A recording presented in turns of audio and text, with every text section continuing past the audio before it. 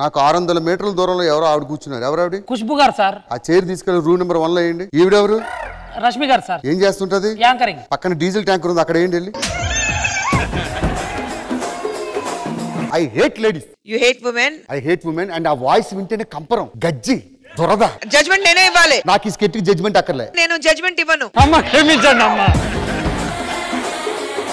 Director ఎక్కడ? Sir director గారు పిలుస్తారు. డైరెక్టర్ గారు. చర్రగండి చర్రగండి చర్రగండి చాకులమ్మ చక్కటేసుకొచ్చనండి.